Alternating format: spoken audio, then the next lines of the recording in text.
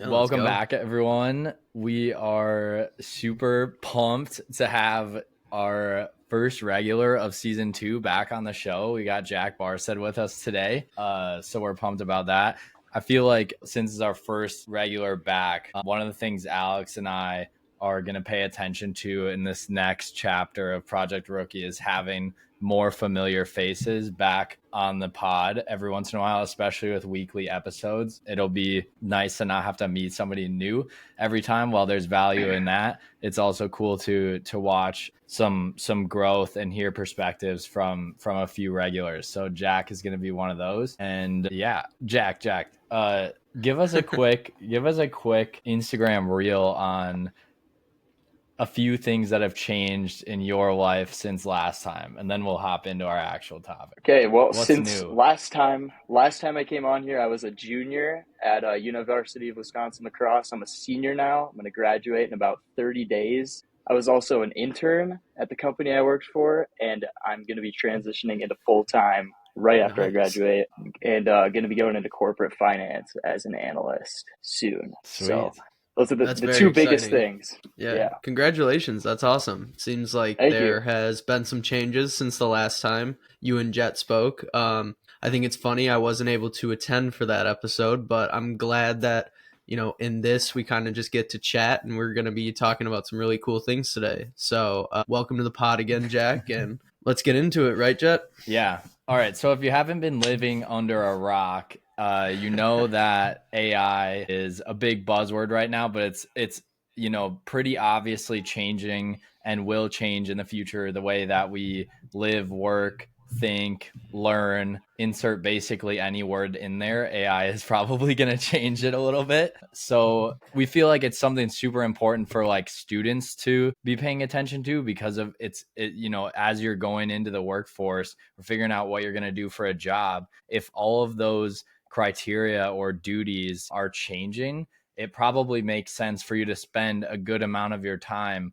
understanding how that's going to impact the specific field or job that you're looking for. Not to mention, there's probably a million ways you can use it or leverage it as a student to make your life a little bit easier. But yeah, so that's what today's episode is about. Welcome back to the Project Rookie podcast. Conversations with the next generation of achievers and the launchpad for rookies just like us.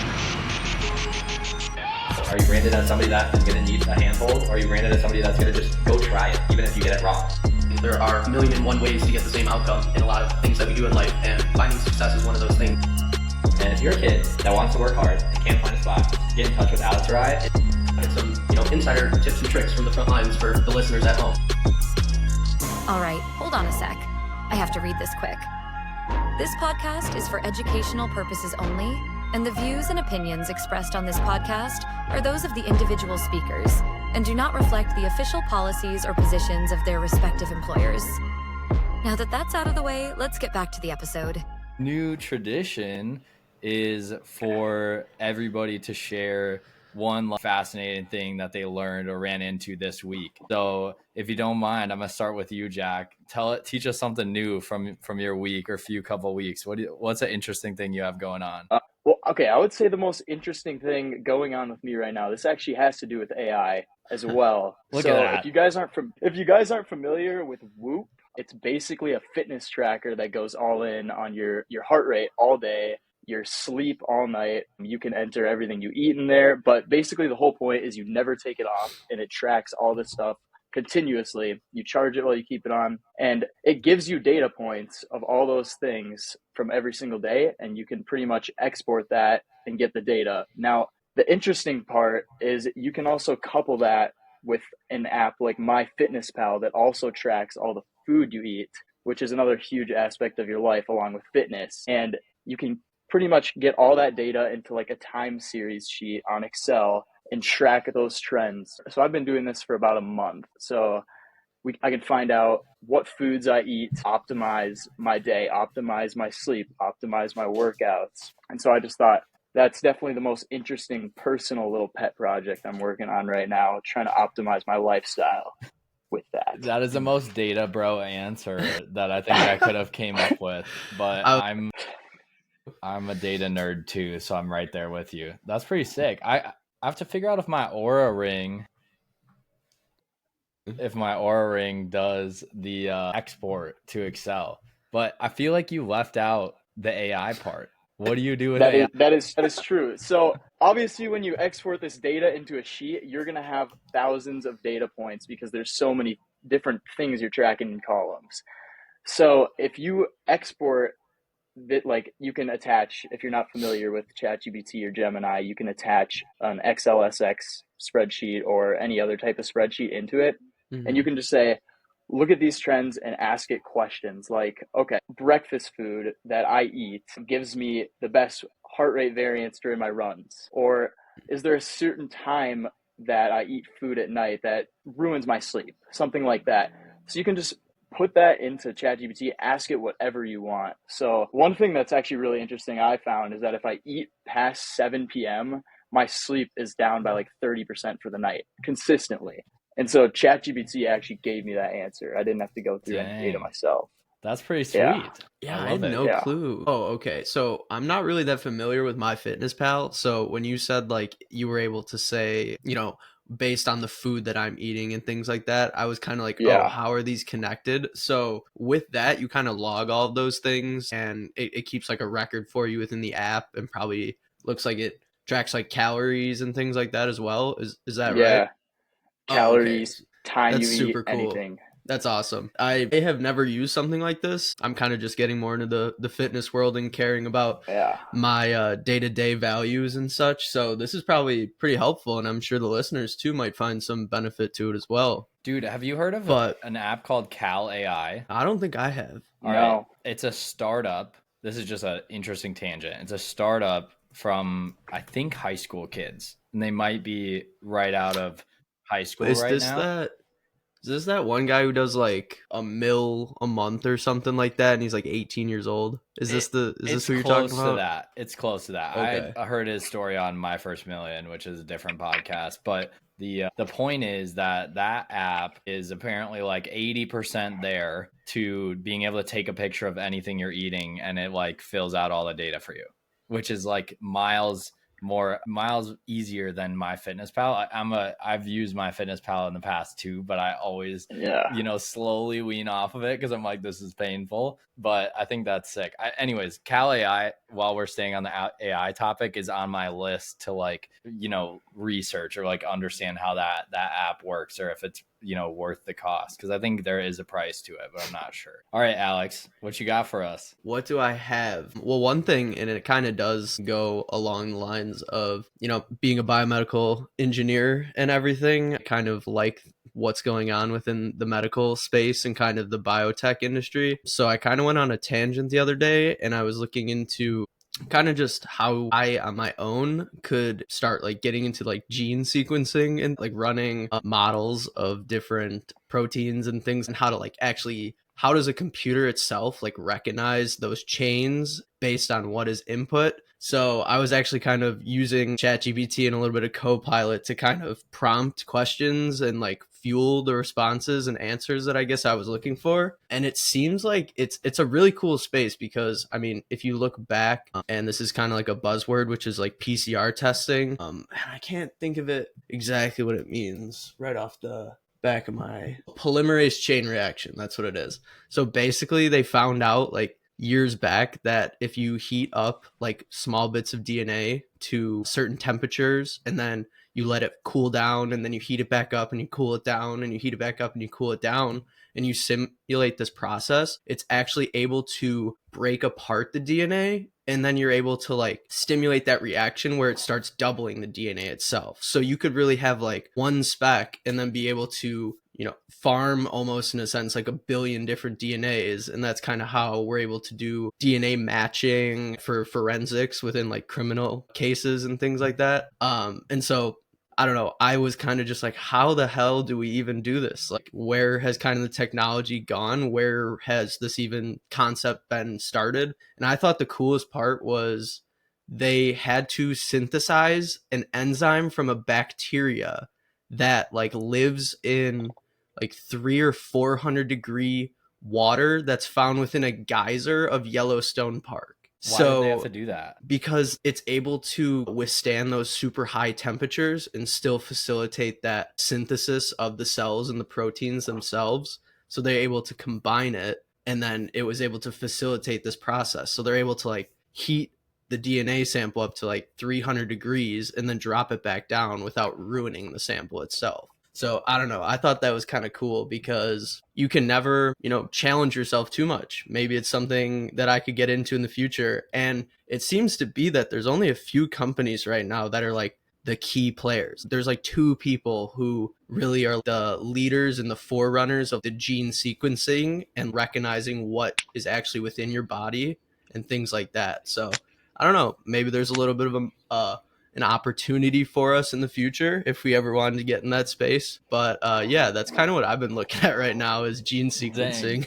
That's so far out of my wheelhouse. But at the same time, check this out. You should look into a company through Google's DeepMind called AlphaFold. And Okay.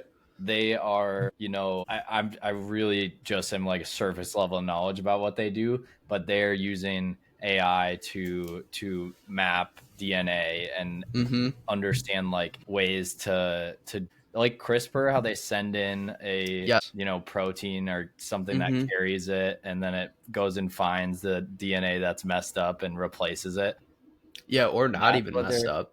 Yeah, maybe it's not messed up, but that's like I think the gist of what they're doing with AI, and it's allowed for some really interesting unlocks. It's like basically a protein structured database that is powered by AI, I think. But then, dude, did you guys see that wolf they brought back? Yeah. Isn't that crazy? Well, Yeah. I don't know how true this is, but I heard that potentially it wasn't like a true instance of cloning. Rather, they like were able to mingle the cells with like another like type of wolf itself. I don't know if that was true or not. There's like probably something like that. Yeah, because half the people are like, "Oh, this is so awesome. This is so cool." And then the other half are like, "This thing isn't really a dire wolf." Or I think that's what it was, right? A dire wolf? Yeah. Are either of you Game of Thrones people? No. Neither of you watched that? Oh, that is a great show if you haven't watched it. I highly recommend it. All right, we got the Game of Thrones recommendation from Alex Given. It's official. It's got to be done. That's super interesting though, because I think that like I've heard them trying to impregnate an elephant with woolly mammoth baby or whatever, but it's not successful yet. But I feel like I think it's the same company they did. It's probably something similar because you definitely have to have a creature. I mean, I feel like you have to have a living creature to give birth to the dire wolf. I would say something along those lines. So they must have to do something for the the parent to be able to carry the child, because I don't think they could just impregnate a human with a horse. I'm sure that like your body would reject that. It would be foreign DNA. It would kill it. So I feel like, I mean, again, out of my wheelhouse completely. No, I think you're right on that. You do need some sort of biocompatibility between the host and what you are putting into it, I guess. Right. We're just going to leave it at that. But what exciting thing are you up to right now, Jet? I figured since we're on the AI topic, I'll share this. I just renewed my lease at my apartment in Minneapolis, and wow, it's been a year already. Yeah, that's crazy. Well, it hasn't been a year, but you have to renew it a few months ahead of time, basically. And I wanted to know what changed between my old lease and the new lease. So and it's like a 45-page lease that I didn't really feel like reading. And so I popped both of the leases into ChatGPT, and I was like, what changed? Exactly what changed? Like, do not skip any. If a period changed, then tell me about it. And it returned all the things that changed. Now there was literally only like 2 things that changed, but I think that saved me a bunch of time. Is just a cool use of AI. And a lot of you, the listeners, are probably dealing with reading leases and all sorts of policies from the different buildings, and ChatGPT can really just help you summarize and get to the important stuff that you care about. Did you, when you prompted it, did it still return back a summary of like what the lease said and things like that, or did it only focus on the changes? Like what exactly came back? The first time I think it summarized pieces of it. And then the second time I refined the prompt to make sure that it focused on literally exactly what changed, and that's it. Okay. So I mean, my first prompt, it didn't do it exactly how I expected, but by the second one, it returned exactly what I wanted. Do you feel confident in the results that it provided you? Yeah. Yep. Yeah. I read through it anyways. Oh, you still did? Okay, because Yeah. that's what I was gonna ask, if you still did read through it and like validate it. Yeah, I mean, I've heard from a lot. I'm in real estate. If Oh, we really? have some new listeners, so I have heard, you know, across our industry that it's actually getting very good at Oh, doing okay. that. And so I just wanted to test. You know, I'm trusting a little bit of what I hear in the industry that's getting really good, but this kind of confirmed that I'm like, yeah, it pretty much understood exactly what the lease was saying. So that's cool. Yeah, I think that's a great way to segue, especially with the topic of the episode being AI. You know, a lot of people are using AI right now. Everyone's talking about it. A lot of companies are trying to implement it. You know, you start hearing that about laws of governing intellectual property and things like that. You know, AI is here to stay. And I think that right there was a great case of just showing how people are really trusting it to do important tasks. But at the same time, it's important to still kind of do your own fact checking and digging, and maybe not just instantly take what's being spit out from the cloud, the void, wherever it's being generated by the model itself, and just taking that at face value and thinking it's automatically correct. I mean, that's one thing where it's like, okay, how do we really discern whether what it's giving you is truly accurate and of value? Right. Jack, what are you seeing on the AI front as a student in school? How are we using it? What is it changing? I'm curious. I will say the one thing it's changing is just automating those tasks that are so redundant and just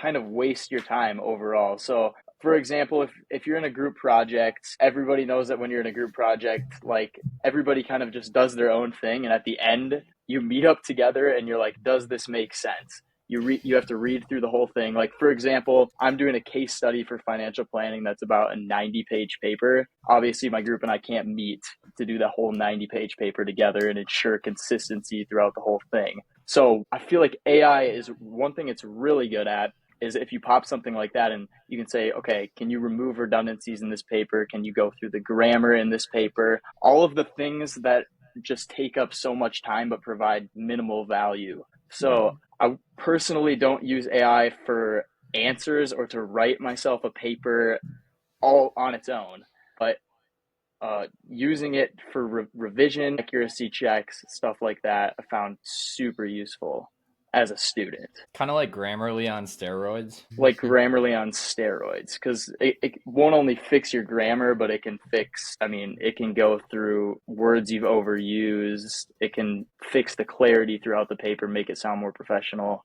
like Grammarly on steroids. Interesting. Are they how are the professors at your specific university dealing with AI? I feel like it's very 50-50. There's like the group of boomer professors who think AI is the devil, and then there's the group of newly graduated like PhDs who really want you to use it. Because like if you're writing a paper and you need to find 10 credible sources for whatever paper you're writing on, I mean, it takes you like 5 hours to find 10 real good credible sources, but you can ask AI, find me 10 credible sources on X topic. So I feel like professors really encourage using it to save yourself time. Interesting. Alex, how'd you use it in school? Well, for me, I used it a lot for like debugging of code. I did a lot of software programming, and also with that, some electronic development. So you can kind of leverage it by inputting your code, and depending on the language, you may not have a lot of resources online that kind of help you troubleshoot and kind of figure out what actually is happening. So really, ChatGPT, Copilot, Gemini, all those are great for going through and kind of doing those methodical checks, because it's also able to run the code itself, so it can kind of like follow along. So it's great for debugging in that sense, and also just kind of saying like, hey, I need to use insert programming topic. I need to use this data structure to achieve this result. It will always spit back probably about an 85% complete semi-working structure of what you actually need to kind of get that task done. So I think I use it a lot for brainstorming and to help me kind of piece together the gaps in my own understanding to actually achieve the goal that I wanted. I kind of had the mindset that if I was there and I was A, having the time investment, my own personal time, and B, I have the monetary investment of being at Marquette. It's not a cheap school. I try to get the most out of my time there. So I really did kind of stray away from utilizing it as like, give me the actual final code to turn in as my project. But I do think I still leveraged it a lot to help me get to the end and to get my degree.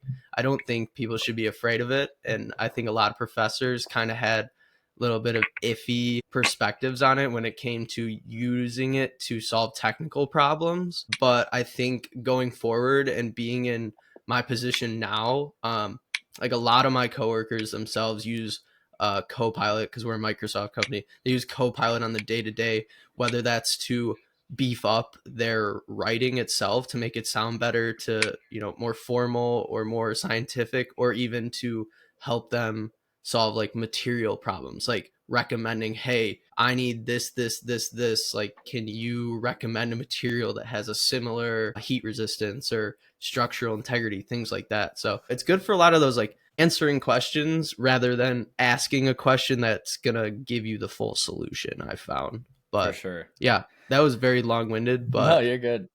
how did you use it, Jet? Well, I think I'm going to summarize what you two said. Also, like for context, Alex and I were in school using it when it came out in 2020. Yeah. We were senior. No, we were not seniors. It did not come We out were- in 2020. When did it come out?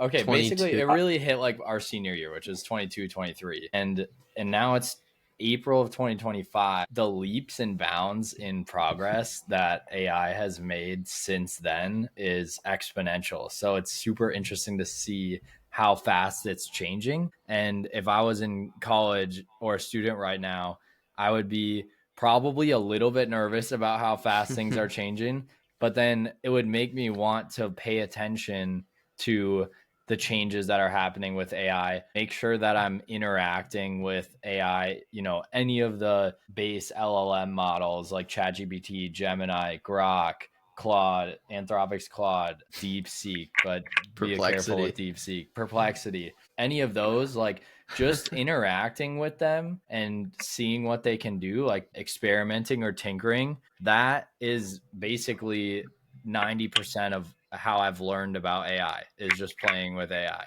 The other 10%, Twitter's a really great place to be learning about AI and find people that are doing interesting stuff with AI. But point is that, Alex, you said a technical kind of solution for AI. Jack, yours was more somewhat technical, but also like on the writing or like language arts, English side of things. And I think those are two interesting components of AI, because on the technical side, it's really good. It's really good at structured tasks, structured data and Excel formulas and code and macros and VBA code. Those are like 3 examples in Excel. But point is, it's really good at things with structure. Oh yeah, math. Like anything that's kind of 1 + 1 = 1 or 2. Jeez. Formulary. Yeah. I think that's the word. It's great at. On the creative side, like you're 90% there for certain things like the grammar checks and things Jack was talking about, proofreading, and brainstorming is also like a way that I felt like in college was the most helpful to me. If I like couldn't get started on a paper or a project, I would sit and type random stuff into ChatGPT for like 10 minutes until I felt like it popped an idea into my head that I didn't have yet. And then I would go run with that. So it was a little bit of like a brainstorming partner. And in college, the degree of helpfulness was pretty good, but it's crazy how good it is at helping you brainstorm today. It's like insane. It'll write you a podcast outline, for example, that we may or may not use all the time. Yeah, it's just super interesting. But brainstorming was the thing I wanted to talk about. Yeah. I do wonder how my use would either increase, or it would probably, I think, increase if like I was still in school now, and with the advancements that have been made to the models and what they can do, I wonder how much more I would be trying to leverage that to get my day-to-day work done. I'm kind of curious. You had me thinking about it just because when we were finishing up, it was basically just coming out. It was kind of a new thing. So to think within 2 years, and we have now millions of people feeding it with data and telling it different things and spitting it back and constantly learning from that. Wow. I think it would probably have saved me a lot more headaches than I needed to have. Hey there, me again. Hope you're enjoying the show as much as I am. Make sure to follow our podcast on your favorite listening platform and subscribe if you're watching on YouTube. Speaking of YouTube, full episodes are now available on YouTube and Twitter. Well, X technically. All right, see ya. Jack, anything else on the how you're using it today in school or like related to college students? Yeah, what are some of your like classmates saying about it? Do you ever like overhear people? There's definitely a mix because some college students misuse it to the point where it becomes a negative. So I would say the people that use it the best are using it for like those structured tasks. Like, for example, in one of my classes, we're looking at like the P&L of a business simulation we're doing.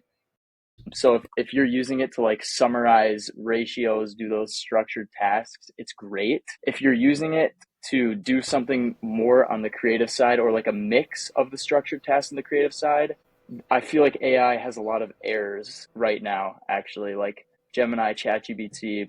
I don't know if you guys have noticed. Especially the free models. The free models, definitely. Especially the free models. And I feel like I've used them all. And for me, the most accurate so far has been Gemini Pro. But have you noticed, just kind of on a little side note, actually, have you noticed that when you ask an AI for historical data, for example, like on the US economy, it'll give you a wrong answer about 50% of the time, and you have to correct it? Really? Yeah, I haven't asked it about the economy lately.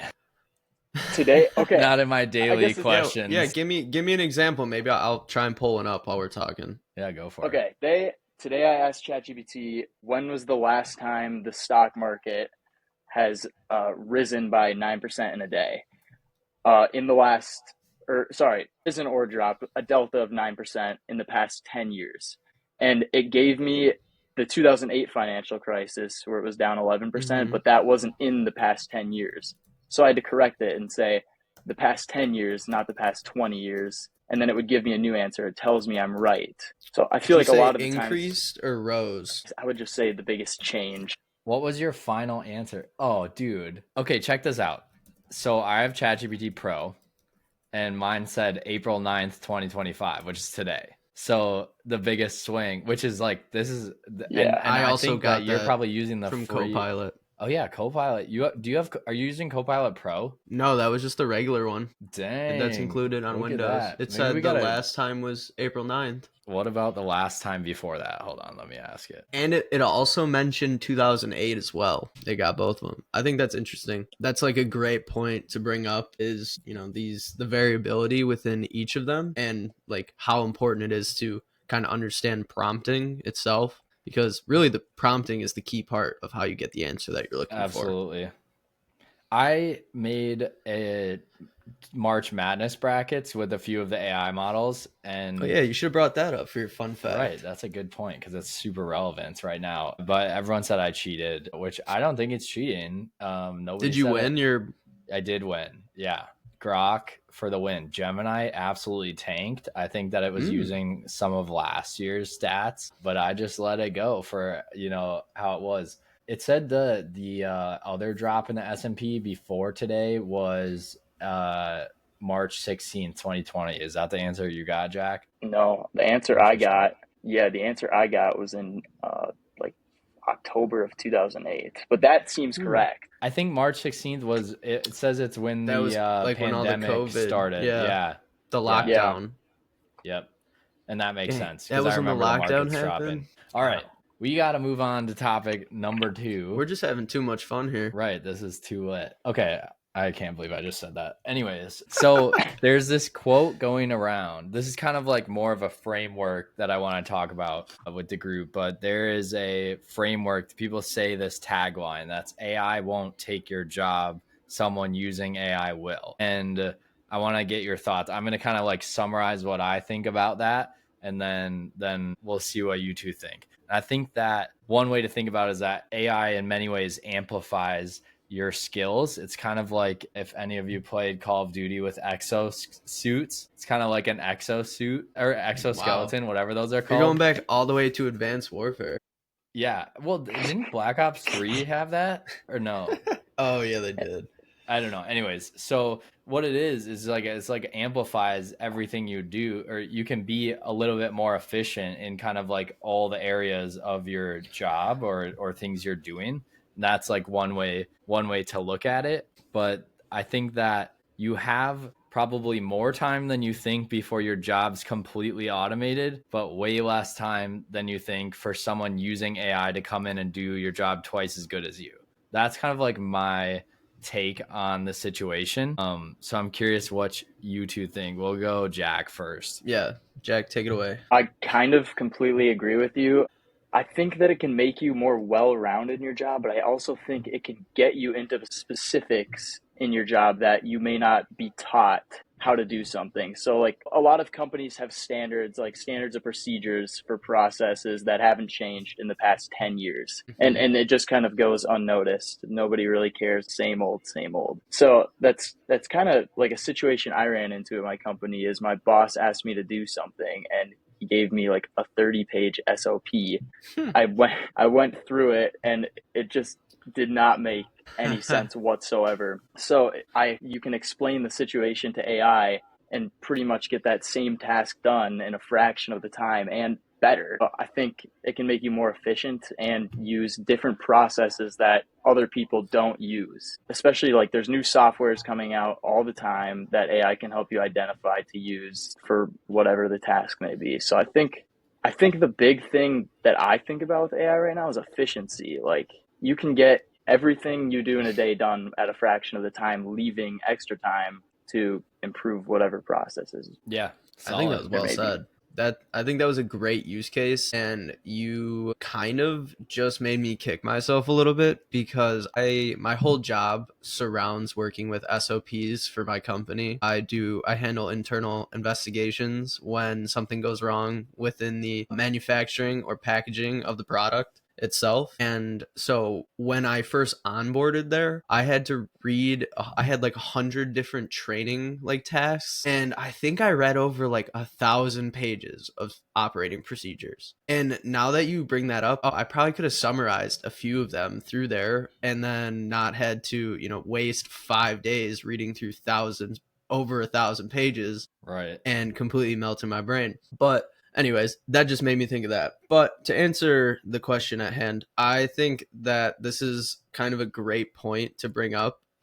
While AI does a lot of things really well, and by a lot of things, I mean those mundane tasks, you can have it automate sending an email always at this time, whether that's like weekly metrics for the group. You can have it kind of check over, do an analysis automatically for you. I think the great part about it is you can have it do a bunch of little tasks that maybe aren't as paramount or critical to the operation itself, that you would probably just have like a temp or like an intern or something like that do on the day-to-day, where it doesn't really require somebody who's a complete expert at it to be able to do. You can program it and then set it and forget it. I think that's where like a lot of AI will probably take over, but I don't necessarily think you're going to really see it be leveraged within kind of like the managerial perspective. I think you're always going to have people managing people or the AI agents themselves. And this is something that Jet and I talked about in our meeting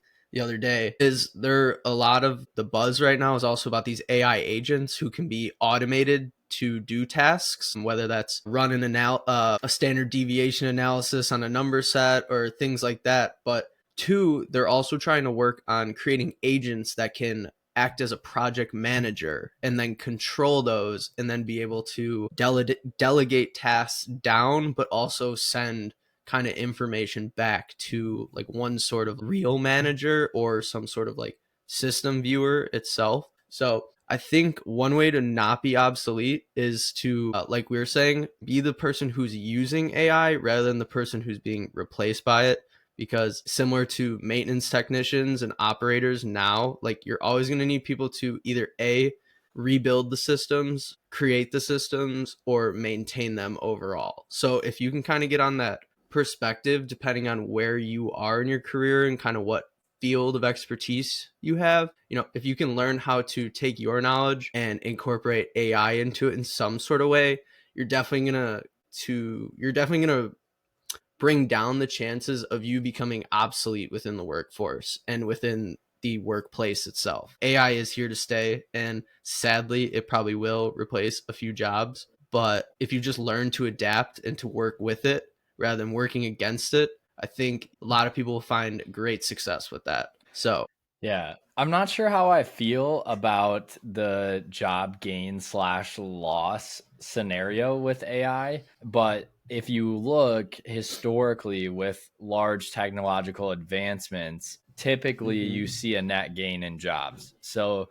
you're probably not going to be doing, especially us, we're like 1-2 years into actual jobs. Jack's about to start his first full-time job, and we're probably not going to be doing the same tasks that we're doing today a year or two from now because of AI. But are we going to not have anything to do? I don't think so. I think the work is just going to change.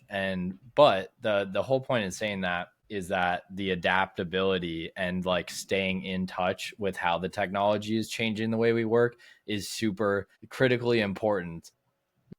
And I just want to like give this cameo on, the inside of organizations in case it's helpful for like someone who hasn't thought about it this way. But companies at their core, not nonprofits, because there's a little difference in nonprofits, but companies at their core need to grow revenue at a faster rate than they're growing expenses. If revenue and expenses grow at the same rate, then their profits are not growing and they're not growing as a company. So in order to grow profits, you have to grow revenue at a faster rate than expenses. So basically 99% of cases, companies are always trying to optimize their expenses to make sure that they're not, if there's technology they can use to lower their costs, they're always trying to lower costs. So as well as increase revenue, but just remember that costs are always a priority for companies. The point in backing up or zooming out to that lens is that there's an inherent incentive for companies to embrace AI, regardless of how you feel about it. Like, it doesn't matter how you feel about it, it's coming. Nobody is still there's not a single company out there that is using horses instead of cars today, because the company's either going to die or it's going to use cars. Like, that is how, like, there's some things that are just out of our control. And especially as first, second year employees, there's no way we can avoid this. I mean, that in my humble opinion, I'll back it up to say it's my opinion, but there's no way to avoid this. We're not powerful enough to change the course of AI. So you might as well figure out how to ride the wave, or at least make sure that your skills stay competitive, or are adapting to the new technology, so that you don't get left riding a horse when everyone else is driving a car. And nobody wants to hire somebody riding a horse to work today. So that like, I feel like that's one way to look at what might get replaced, is if you keep your horse and don't find a car. I mean, I feel like that sounds like a dumb analogy, but I also feel like it kind of works. No, it does, definitely. I think it'll be interesting. Well, one thing that you kind of made me think about is like how many of, well, to preface this, back in the beginning, how many different AI models did we name off? I have to say like 7, 8, 9, maybe, however many that was. Like, I think the interesting thing will be to see how many of those kind of key players are still around in 5 years, in 10 years. Yeah. Because right now, I'm kind of looking at this AI rush, this digital gold rush, again, as they're calling it. I think it's very similar to what was experienced by many in kind of that 95 to 2000s, like rush, with the .com bubble and everything. Yeah. Like, we are literally just reliving that right now. And it's just our opportunity to kind of to get ahead, to learn these roles. If you look at it, a lot of the verbiage and such is similar. My dad kind of got into tech in that similar time, in that 99, 2000 era. Speaking with him, and what people were saying to him about looking at certain industries and you got to get into this, you got to do that, you got to learn about this technology, and if you don't use it, like you're just going to be left behind. Like it sounds very eerie and eerily similar to what we are kind of speaking about right now and what people are preaching to us right now. So if that's any indicator, you look back, the internet was nothing. And then now look at the internet right now, Google, Microsoft, or Google, Bing, DuckDuckGo, all those things. There's always just going to be a few main key players that made it, that they were able to trim the fat and get the best product out there. So, I'm just kind of curious to see how this unravels in 5 years. We're talking about it now and it's consuming everything and becoming such a big part, but really how big will this get? Does anyone What do you remember think? Internet Explorer? Yes. I don't know why. Or I think they just Firefox? Mozilla Firefox. They just got rid of those probably a couple years ago, like 2-3 years ago only. They must not have grown revenue at the same rate that they must not have grown revenue faster than they were decreasing expenses. That's obviously what happened there. Jack, what are you most nervous about entering the workforce and with AI? Or are you not nervous at all? Do you feel like you're down to be, all involved in AI and you feel like you're keeping a good pulse on it? I don't feel nervous about it at all right now. I feel like a lot of aspects of my job involve a lot of discretionary human decision making that AI just couldn't do right now. I think it's really good at like looking at points of data and giving you an answer from those points of data. But from there, a human has to decide what the best option is. So I'm not nervous right now. I think it'll be a really good tool though, to the point where I could maybe gain like 5 years of experience in 2 or 3 years rather than 5. It's an interesting way of looking at it. That I was just going to say, that's a great kind of mindset and perspective to use or to have. Yeah, but I do wonder what parts of my job AI will completely replace for sure. What's up? Have you tried flipping to 1.3x speed? It's perfect if you're in a time crunch, or if you're just like, dang, these guys talk slow. Don't worry, me too. Me too. Anyways, back to the pod. I think that one interesting piece of AI is that AI, because you guys were both talking about SOPs, and AI is really only helpful if there's a logical process in place. But I think what a lot of companies are figuring out right now, it's like, they're like, we want AI. And they're like, all right, what's the process that we need to do or have AI do? And they're like, I don't know. It's not like a well-written or well-documented set of processes to get, I'll use real estate. A deal comes in the door and then a deal closes. Like all the steps in between there are kind of like just things people have in their head. So actually implementing AI to do something like that is going to be a continuous challenge. But I wouldn't bet against it. I will say that. I'm not betting against it. You kind of prompted me to get up on my minute of what I don't agree with about the hype around AI. I think there's a big misconception that AI kind of like generates, like it's doing the generation itself, but like deep down there was a team of software engineers who sat around and decided, hey, we need it to do image recognition. And then they programmed it how to do image recognition, but then they added certain little areas that over time it allows it to just refine it and get really, really good at that specific task. Or like whatever it is, like be able to recognize grammar and how to write a paragraph and things like that. Like that stuff is all just like pre-built, and then it retrains itself based on data and user feedback.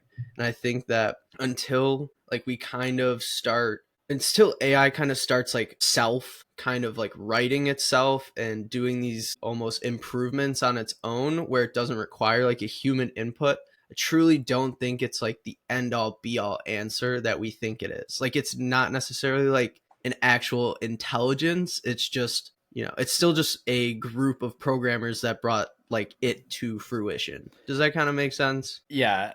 I guess it's worth saying that if you're super new to AI, it's still a predictive process. Yeah. So what AI does on a very base level, and correct me if I'm wrong, but I think this is the gist of it, is that it takes in a prompt It chops that prompt up into a bunch of little pieces that are called tokens, and it can which are number forms of those. So then it takes those tokens and converts the tokens into numbers, and then it basically uses those numbers to predict, in the sequence, what the next set of numbers is. And that's how you get your response. And then once it predicts the next set of numbers, it flips those back into tokens and then back into natural language, which is how you get your answer. Like that's like how a basic LLM works. I have no idea how they get graphs and charts now and images. That's not like my forte. Maybe you know something about that, Jack, but like at its core, they're still predictive models. They're predicting the output based on the input. That's where I was going by, like, it needs to be programmed. Like, it's told, hey, you need to open up this Windows process or this Mac process and then accept the file. And then from there, it'll do a read. It will do a write potentially. It will take away the backspaces or the tabs, things like that. Like, it's all just normal computer programming that's built on top of a very simplistic graphical user interface. Right. Jack, did we miss any tidbits on the technical side that No, I think you just about summed it up. I don't know. I can't say I know much more than you about it, but I do think it's going to be interesting. Could you touch on like how it gets better over time when more people use it? And it takes all that data. Yeah, so it's just like so all the data, like when you sign up for a lot of these, you sign away like the rights to what you input and what it outputs itself. And then with that, a lot of so this is based on the foundation of like machine learning. So the computer is actively learning and classifying topics and ideas into predetermined like labels and such. Like if it's a cat, like you'd create a cat algorithm and then you'd layer that algorithm with the dog one and then you'd put it with the fish one. And so then as it takes an image, it's just looking for what fits best along all of its algorithms. So it'll just start randomly firing away. And if it gets 85% close to a cat maybe versus the 65 for a dog, it'll then start trying to fit it to be a cat. And then with that, it'll like using your data and all the times that a cat was output from that, it'll then retrain based on it. So then it gets even better at knowing what a cat is. So then it can quicker detect it versus then having to go through all like 5 of them over and over and over until it starts getting like a match. Does that kind of make sense? It would already like know the patterns that are going to be showing because it's already gotten like a million data points or like whatever it is. I'm happy you brought that back to patterns because, Jack, if you think about like humans predicting things, they basically predict things based on how they've seen it happen before. So if I know last Friday you wore a red shirt, this Friday, I probably could say there's a 10% chance you wore a red shirt. But if you wear a red shirt again, and now the next Friday, I'm going to be like, there's a pretty good chance Jack's wearing a red shirt the third Friday. And like, that's how it's super basic way of saying like, it's basically increasing. Like the more times the word like how comes before are and like, how are you doing? The more times those words are together in a prompt, the higher likelihood or like the higher weight that has in its prediction model to say like, well, if someone says, how are you, maybe and they're asking a question, doing is probably the next word or whatever. I think it's not like a super granular example, but it is just like reinforcing the weights behind the predictions, I think. So I asked AI. It's so cool. I asked AI to explain it to a third grader. And it says how AI learns. When people talk to AI like you're doing now, they give it prompts. That just means questions or messages. These prompts are kind of like homework questions for the robot. The robot looks at all the words and tries to come up with the smartest answer it can based on what it's already learned. Where it gets smarter. Before the robot talks to anyone, it reads a ton of stuff like books, websites, articles, like giving a giant library and letting it study for years. That's how it knows what a dog is or what 2 + 2 equals. So then the quick example of like learning in action is if 100 kids asked AI what is 5 + 5, and it didn't know at first, but a teacher told it the answer is 10, the robot would remember that lesson. So that next time when it's asked what's 5 + 5, it knows it's 10. It's like very similar to how we learn as humans. Yeah. It's a lot of reinforcement learning. Yeah. Anyways, all right. Last topic, use cases. So 2 things. We already said, interacting with AI is how you learn about AI right now. I mean, one of the easiest ways to continue learning about AI is just by interacting with it. And then we also talked about how it might influence, college students or people in entry-level careers or, starting out in your job. And now it's time for a quick little idea session on all the ways you can use AI. We've already covered a few throughout the episode, but I'll start with one and we can just let's just fire them off around. We'll go in a circle, and as soon as you don't have one, then we'll pass. But first example that I use every single day is helping with Excel formulas and VBA code. And also VBA code translates to the entire Microsoft suite. It's really good at Excel formulas, really good at VBA code. Just one quick sentence about it is that I can ask AI, when you're dealing with super large data sets in Excel, sometimes you need to actually write formulas in a way that it uses less memory. Even though there's an easier formula, you want to optimize for efficiency. And so AI is good at helping yeah, I want to use the X lookup here, but I have 400,000 rows of data. So what should I use? And those questions AI is very good at. So basically everyone is an Excel expert if you have access to an LLM like ChatGPT. All right, Jack, you're up. Give us something, or you can read one off. No, I was just thinking about this, and I don't know if you guys have already talked about it in a previous episode, but right now, obviously, if you're graduating college, you might recognize that the job market might be a little bit tough for new graduates. Sure. So I was thinking, if you were to upload your resume to ChatGPT and then go through all the job listings you could think of and go through, how when there's a job listing, it has a list of very specific qualifications. Right. So I wonder, with the same points of okay, this is what I did and this was the result. I wonder, I mean, you could definitely do it. AI could turn all of your qualifications to match more so exactly what that job description has. So the same resume, just formatted differently every time for that specific job, I feel like could really help you, give you an edge when you're applying for a job. We're going to have to follow up on that one. I'm definitely going down a rabbit hole being our... Dude, I mentioned that to you.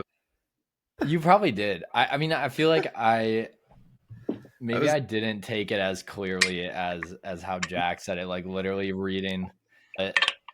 As our senior resume correspondent on the podcast, I'm going to have to investigate that situation. You might be out of a job. Exactly. Look at that. We're already replacing jobs, and it's only been 45 minutes on the podcast. Spooky AI. All right, Alex, what you got? I think it's really good for analyzing data sets and also summarizing the data itself. It can sometimes tell you trends and maybe some pattern recognition with the numbers or whatever you feed it. It could be words and things like that. I think that's a great use case for it. Just like Jack used for WHOOP, the WHOOP data. Whoop. Yeah. Whoop. I'd also for the analyzing data part, it can analyze the data for you. Or one thing I use is I'll give it pretty much my data set. I'll say here are my columns, here are my rows, whatever, just a brief description. And I'll be like, can you teach me how to perform a regression analysis right now on my own with this data set? And it'll give you a step-by-step on how to actually perform the analysis yourself. It's so nice. I love that. All right, I got another one. This is it's more recently AI, but maybe this was possible before. But one thing I've been doing in the car is talking to AI every once in a while. Sometimes I use Siri, but I also have the ChatGPT with voice on my phone. And I'm just going to admit a vocabulary gap that I had. It's the word benevolent. And I just was driving in my car and I was listening to the Lex Friedman podcast, as one does. And I they kept saying benevolent, and I was like, what the heck? I feel like I need to know this word. And I was just like, hey Siri, what does benevolent mean? And it's like in the middle of my podcast, she's just like, yeah, it means with good intentions. And then I back to the pod. And like that's just like a sneak peek of like how this can just be a like learning tool for, you know, just quick questions you have all day. It could be just answering those things for you. I think that's pretty interesting because I was like, yeah, why am I not using this more often? I mean, I've used it a few times, but it's not like a consistent habit yet. I'm like, dang, Yeah. I just like, you don't have to read something in a book and not know what it is right away. I mean, you have the tool right away. You think Apple is like sitting, oh, well, obviously not like Apple itself, but like you think some of the engineers at Apple are like, what the hell did we do wrong where nobody is using Siri like this? Or like, why did we never think of like making Siri into this like all omnipotent being like ChatGPT? I don't know. It didn't seem like Apple was too interested in AI for a while. Yeah. Or well, they've always had it incorporated into like, you know, Siri's an AI, and also their search process itself is similar where it can come up like the very basis of it is like it's utilizing machine learning, which is just all that any other AI is doing. Yeah, in a way. I feel like there's a difference between like classical machine learning and like what this reinforcement learning is with the neural nets, but maybe there's probably a ton of crossover there. But I feel like Siri until Apple Intelligence was a chatbot. Like I feel like it knew a chatbot to me is like if the user says this, respond with this, and like or do this task. Like it's all if then statements like in the code. Not only if then statements, but that's like the process. Yeah. And I feel like that's what happens. Like Xfinity, I don't know if you have Xfinity Internet, but their AI assistant on the website is a chatbot. Literally has only a subset of responses that I can give you, and I want to shame them for this horrible Xfinity assistant. It's like the most frustrating thing ever. Anyways, so like I feel like Siri was a chatbot until Apple Intelligence. Now I feel like she's better at, you know, abstract ideas. But before, I always felt like she was just not good. It was like, because she still performed tasks on your phone, I guess. But I think they were all pre-prompted tasks. Yeah, true. Very true. I don't know. That was a rant. I think one good use case is for like translating foreign languages. Right. I work in a role where I handle with international business on the day-to-day. My whole team is based in Switzerland, so a lot of the documentation that I receive is written in French. That is the language that they speak at the plant. And also, too, it does a great job of translating like written text itself, too. Like it can still kind of pick up what the letters are and everything like that. It's good for deciphering like cursive and things too. I think that's like a cool use case is kind of the image recognition and the capabilities that it has in that space. All right, I feel like that's a solid list. What else you got, Jack? Yeah. You got anything else to finish off? I was just thinking too, for like something like this, like a podcast or a meeting, but maybe it's a meeting you can't make or a lecture you can't attend. If you record it on, I'm not sure about Riverside, but I know for sure if you record it on Teams or Zoom, you can get a full transcript of everything that was said in the meeting, and AI will summarize the whole thing for you if you ask it to. Absolutely. And all the key points. That's a great one. Anyways, we could go on with a ton of use cases, but encourage you. You can use it for anything. Encourage you to ask AI what use cases it can teach you, because that's always a sweet way to learn with AI. So before we wrap up quickly, Jack, thank you for spending the time with us. Hope you enjoyed this different type of episode, not exactly an interview. We'll call it a brainstorming sesh. That's what these are. Yeah. But if the listeners want to get in touch with you, where can they do that? You can reach out to me on any social media you can think of. Instagram DMs, Facebook PM, a LinkedIn. Definitely connect with me on LinkedIn at Jack Barstad. So if you want to reach out to me professionally, that's where you could find me. Awesome. Cool stuff. All right. Yeah. Well, I guess we'll wrap there. That's the pod. Obviously, make sure to follow the podcast on your favorite listening platform and check us out on Instagram and X at Project X Rookie. You can also find Jack on those social media sites as well. And we'll tag him in a lot of the content from this episode, so you can find him there too. Thanks for hanging with us, and we'll see you next week for another episode of Project Rookie. Peace, y'all. All right, here's what you need to know. AI is already changing the way we live, learn, work, and process information. So basically, everything. Which means that as a student or someone just starting your career, it's critically important to pay attention to its growing presence in everything we do, because adaptability is essential for job security. We touched on AI and health tracking apps, automating tedious tasks, debugging code, and even gene sequencing. AI and the list of use cases will not slow down. Companies are incentivized to adopt AI because it's cheaper than, well, us. Like Jet said, AI won't take your job, but someone using AI will. That's all I got. See you next week, rookies. Are you branded as somebody that is going to need a handhold, or are you branded as somebody that's going to just go try it, even if you get it wrong? There are a million and one ways to get the same outcome in a lot of things that we do in life, and finding success is one of those things. And if you're a kid that wants to work hard and can't find a spot, get in touch with Alex or I. Get some, insider tips and tricks from the front lines for the listeners at home. So when you go to buy a car, right, you don't pick a car because it tried to be the best one. We're really trying to figure out what was missing from when we were 20, 21, 22, and what do we know now that would put us a step ahead. I would say after going to this career fair, it was definitely a positive thing. I'm a Twitter guy. We're going to figure out what's interesting to each other in the present moment. What do we know about Lambos, right?